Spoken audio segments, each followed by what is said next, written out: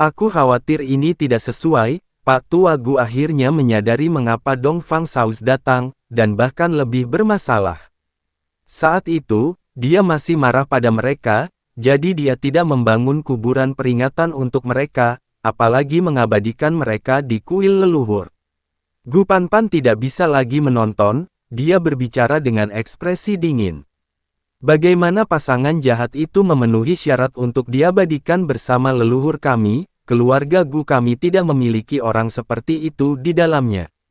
Bajingan seperti mereka bahkan tidak pantas disebut Gu, terutama wanita itu. Seorang jenius seperti Gu Tian jatuh ke rayuannya, dan dia bahkan melahirkan sepasang anak haram. Sekarang kamu bahkan berani menyebutkan memberi mereka tempat di kuil leluhur.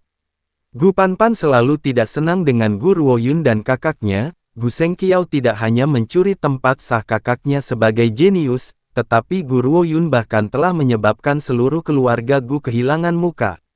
Orang seperti mereka seharusnya mati lebih awal. Langit benar-benar buta. Panpan, diam. Ekspresi Pak Tua Gu berubah dan dia buru-buru melihat ke arah Dong Fang Saus.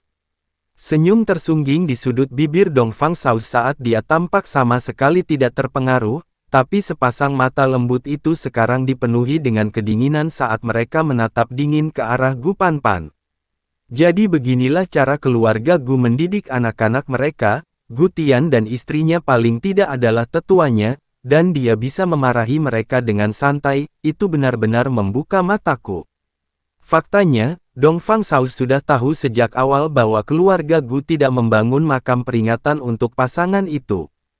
Tujuannya untuk kunjungan ini sederhana, dia ingin menimbulkan masalah. Keluarga Dong Fang tidak mengizinkannya ikut campur dalam masalah ini, dan ada 3 otoritas besar yang membatasinya, tetapi seharusnya tidak ada yang salah dengan datang untuk memberi hormat kepada kakak perempuan dan saudara iparnya. Karena keluarga Gu bahkan belum mendirikan tugu peringatan untuk saudara perempuannya, marah sepenuhnya merupakan haknya. Bahkan 3 otoritas besar tidak akan dapat menemukan kesalahan dengan masalah ini. Tuan Dong Fang, jangan marah, Panpan masih muda, dia tidak cukup mengerti. Pak Tua Gu menyeka keringat dingin di dahinya saat dia menjelaskan dengan malu. Dong Fang Saus mencibir, muda, dalam keluarga Dong Fangku, bahkan seorang gadis berusia 10 tahun tahu bagaimana menghormati orang yang lebih tua. Aku melihat bahwa cucumu setidaknya berusia 15 atau 16 tahun, dan dia masih tidak tahu bagaimana menghormati orang yang lebih tua. Dalam perjalanan ke sini, aku telah mendengar tentang bagaimana keluarga Gu menggertak putri yang ditinggalkan oleh Gu Tian dan istrinya, dan aku tidak percaya pada awalnya. Tidak peduli apa, dia adalah bagian dari garis keturunan Gu. Sekarang melihat nona ini memarahi pamannya sendiri, aku akhirnya menyadari bahwa tidak ada yang mustahil dengan keluargamu. Tuan Dong Fang, bukan seperti itu, biar aku jelaskan. Tidak perlu penjelasan apapun, Gu Sengqiao pergi untuk menjadi murid sekte, tapi masih ada Gu Ruoyun. Aku ingin melihatnya utuh dan sehat dalam 3 hari, jika dia kehilangan sehelai rambut, atau jika kamu menolak untuk menyerahkannya kepadaku, maka jangan salahkan aku karena menyebabkan masalah. Meninggalkan kata-kata itu, Dong Fang Saus melemparkan lengan bajunya dan pergi tanpa melihat lagi pada Pak Tua Gu yang berkeringat.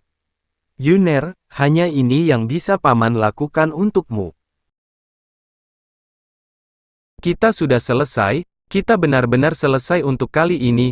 Kaki Pak Tua Gu berubah menjadi jeli dan dia ambruk di lantai, bergumam pada dirinya sendiri tanpa henti. Gu Panpan berpikir dia hanya melebih-lebihkan dan melengkungkan bibirnya. Bukankah itu hanya seseorang dari keluarga Dong Fang? Apakah mereka sekuat itu? Apakah dia perlu mempermalukan kita seperti itu?